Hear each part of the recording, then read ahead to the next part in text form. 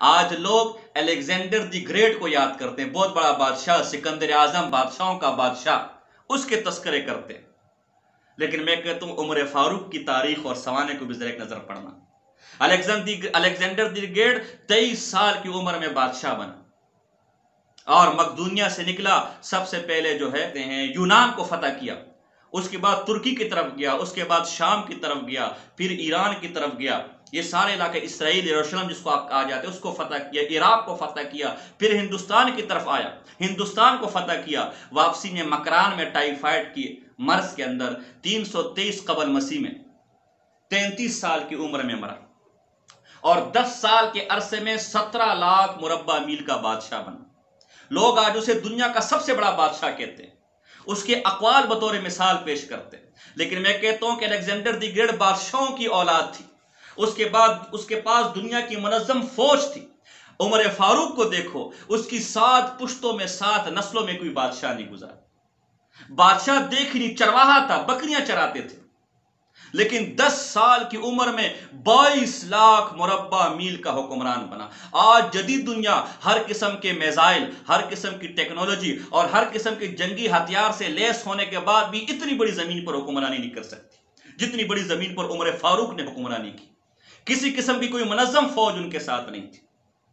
Alexander the great کی فوجوں نے اس سے بغاوت کی، اس کا حکم ماننے سے انکار کر دیا۔ عمر فاروق کی ساری زندگی میں کسی ایک فوجی کمانڈر کی مثال پیش نہیں کی جا سکتی جس نے عمر فاروق کا حکم ماننے سے انکار کر دیا، حتیٰ کہ عین جنگ کے دوران چیف آف آرمی سٹاف، سب سے بڑے سپہ سالار، سب سے بڑے کمانڈر خالد بن ولید رضی اللہ تعالیٰ کو جب معزول کیا گیا، کسی کو چواں چرا کی جرت نہ ہوئی۔ الیگزینڈر دی گریٹ کی حکومت 5 سال کے بعد ختم ہوگی، عمر فاروق کی حکومت اس کے بعد بھی پھلتی پھولتی رہی۔ الیگزینڈر دی گریٹ نے دنیا کو کسی قسم کا کوئی نظام نہیں دیا، کسی قسم کی کوئی اصلاحات نہیں دی۔ عمر فاروق کی اصلاحات اور نظام آج بھی کسی نہ کسی صورت میں دنیا کے 245 ملکوں میں موجود ہے۔ آپ وہ شخصیتیں جس نے دنیا کو پولیس کا محکمہ دیا، آپ وہ شخصیتیں جنہوں نے دنیا کو فوجی چھاونیوں کا تصور دیا، آپ وہ شخصیتیں جنہوں نے یہ تصور دیا جو آج کا جدید تصور ہے کہ جب لوگوں کی آبادی زیادہ ہو جائے تو نئے شہر آباد کیے جائے، آپ وہ شخصیتیں جنہوں نے وزارت خزانہ کا تصور دیا، آپ وہ شخصیتیں جنہوں نے ڈاک کا نظام قائم کیا، آپ وہ شخصیتیں جنہوں نے ملک کو صوبوں اور پھر ضلعوں اور پھر اضلاع اور ڈسٹرکٹ ڈویژن وغیرہ میں تقسیم کیا، آپ وہ شخصیتیں جنہوں نے نہروں کا نظام جاری کیا، آپ وہ شخصیتیں جنہوں نے غیر ملکیوں کو اپنے ملک میں تجارت کی اجازت دی، آپ وہ شخصیتیں جنہوں نے ٹیکس کا نظام متعارف کروایا، آپ وہ شخصیتیں جنہوں نے رجسٹر لا کر مختلف یتیموں اور بیواؤں کے وظیفے مقرر کیے، آپ وہ شخصیتیں جنہوں نے سب سے پہلے پینشن کا تصور دیا۔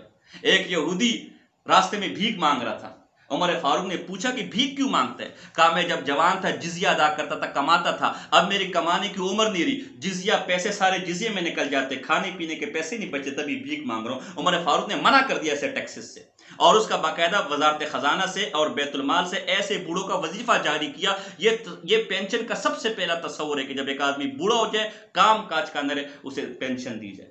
آپ وہ شخصیتیں جو راتوں کو مدینے کی گلیوں میں گھوم پھر کر اپنی رعایا کی خبرگیری کرتے تھے، آپ وہ شخصیتیں جنہوں نے روٹی کپڑا مکان کا تصور یہ کہ کر دیا کہ اگر فرات کے کنارے پر ایک کتا بھی بھوکا مر جائے تو قیامت میں اس کے بارے میں مجھ سے پوچھا جائے گا۔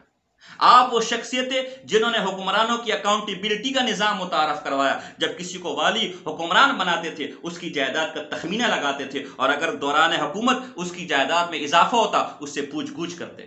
آپ نے حکمرانوں کو سادہ زندگی گزارنے کی نصیحت کی کہ دیکھو میں تمہیں والی بنا رہا ہوں، گورنر بنا رہا ہوں، وزیر بنا رہا ہوں، لیکن چھنا ہوا آٹا مت کھانا، پتلے اچھے کپڑے مت پہننا، ترکی عمدہ گھوڑوں پر سواری مت کرنا۔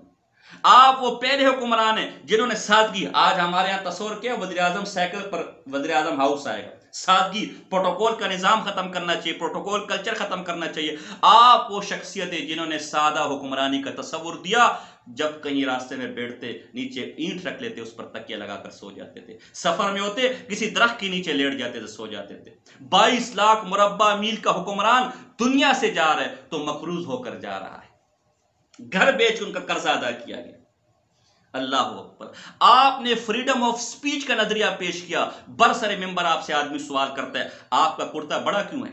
ہمیں جو کپڑے ملے آپ کا کپڑا اس کے مطابق نہیں ہے۔ آپ کا یہ تاریخی جملہ ہے کہ ماؤں نے ہمیں آزاد پیدا کیا، تم نے کب سے اس کو غلام بنا دیا؟ آپ نے غلامی کا نظام اس کو توڑا، اس کو ختم کیا۔ تو اگر الیگزینڈر دی گریٹ کے مقابلے میں عمر فاروق کی سیرت اور سوانح کا عدل، آج دنیا عدل کی بھوکی ہے، عدل کی پیاسی ہے، عدل کی بات ہوتی ہے۔ اسلام کا تر امتیاز عدل ہے، اور اس باب میں سب سے معروف عدل فاروقی ہے۔ اللہ اکبر، آپ کے عدل کے کیا کہنے۔ جس دن شہید ہوئے ایک چرواہا دوڑا دوڑا مدینے میں آیا، اعلان کیا، لوگوں کہیں امیر المومنین فوت تو نہیں ہوں گے؟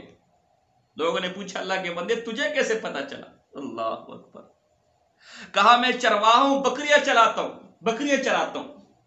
میں جب سے عمر فاروق حکمران بنے، میں بکریاں چراتا ہوں۔ ایک گھاٹ سے بھیڑیا پانی پیتا اور میری بکریاں پانی پیتی ہے، کسی بھیڑیے کو میری بکریوں کو نقصان پہنچانے کی جرت نہیں ہوتی۔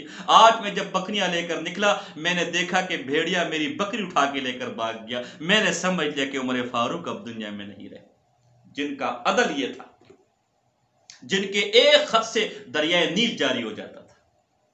تو عمر فاروق کی سوانح اور تاریخ کو اگر ہم دیکھیں، سیرت کو دیکھیں، تو الیگزینڈر دی گریٹ اس کے مقابلے میں چینٹی بھی نہیں ہے۔ لیکن افسوس، ہم غیروں کی تاریخوں کو تو یاد رکھتے ہیں، غیروں کی تاریخوں کو تو پڑھتے ہیں، اپنے اسکول کا نصاب بناتے ہیں، لیکن اپنوں کو بھول چکے ہیں۔